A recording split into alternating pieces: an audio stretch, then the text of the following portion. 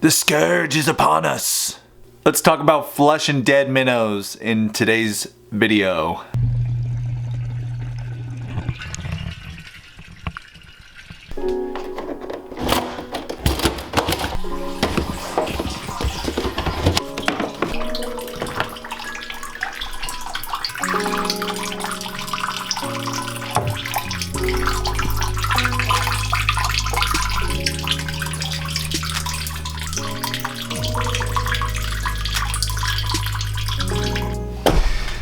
Here's the thing,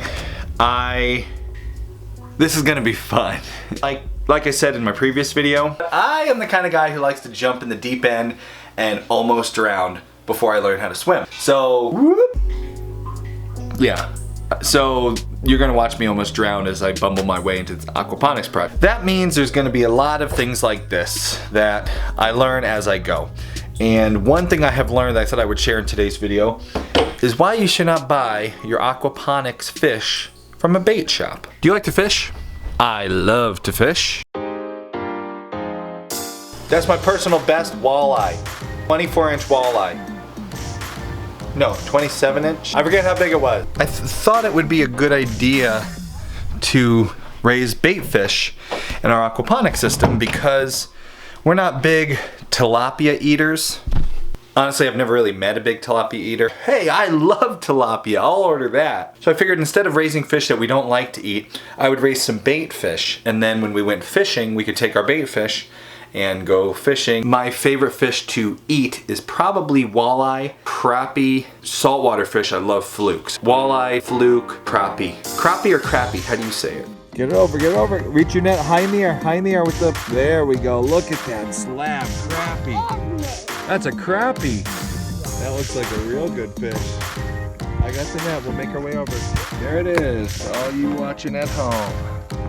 Beautiful fish, what do you think? Nice crappie, your first crappie. Because I wanted to do bait fishing here, I actually did some research. Guys, I really did do some research. I went online into some aquaponics forums and I found other people using fathead minnows in their aquaponics system. They said the fathead minnows are really good at regenerating, procreating. What do fish do? Having fish sex? They were really good at spawning. That's the word. The fathead minnows were really good at spawning. And so a lot of guys use fathead minnows in their aquaponics systems because they get their own free bait and then their plants get fed. I don't know where they get their bait from, but the place we get our bait from, their bait is all dying. Now I can't go and bash the bait guy because he actually warned me about this. He said, I wish you had told me before I gave you the bait. He was filling it into the bucket, and at that point it was my bait, it was in my... He said, this bait comes from Alabama. And by the time it gets up here in the truck and it gets sorted and then it goes to all the different shops and it winds up in my shop, most of the bait fish reproductive systems have shut down. That means no eating, no pooping, mostly dying. He told me he wouldn't have even sold them to me for that if he knew what they were going for. But by then it was too late. He'd already loaded them up. It was $9 worth of bait, so it wasn't a big investment to do a little experiment and see if you could actually make it work. It doesn't work. Don't do it. If you live in a place where you can get some fresh bait, like maybe these guys on these online forums, well then, still a viable idea. But for me, I'm gonna have to do something different. If I want to raise bait fish in this system without them all dropping dead on me, then I'm going to probably have to catch them in a minnow trap, which is definitely a possibility. There'll be a different version of minnow. They won't be the fathead minnow. I'll have to look in and see if they'll spawn. I got some research to do. A lot of you guys know a lot in the comments below. Be sure to share any tips if you do raise your own bait fish. I'd love to hear them. Time to feed the fish. You like my Homesteady shirt? They are currently 20% off. If you head over to our Spreadshirt store, you can click on that link and you can get our shirts 20% off from now till February. Just put on coupon code LOVE, all caps, #2 at checkout and you'll get 20% off our Homesteady shirts. And if you buy one of those, it'll help me pay for more minnows.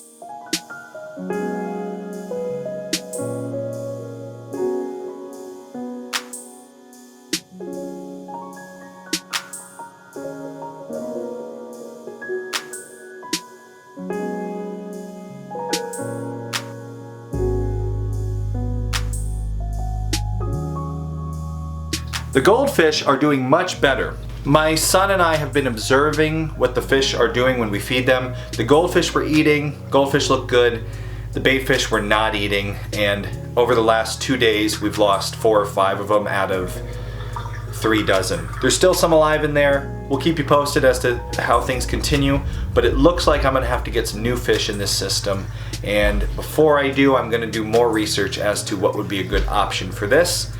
The goldfish that we picked, a lot of you guys said they're not the big fancy ones you can get a lot of money for. I asked the lady at Petco, these goldfish that we're buying, will they grow big like those goldfish?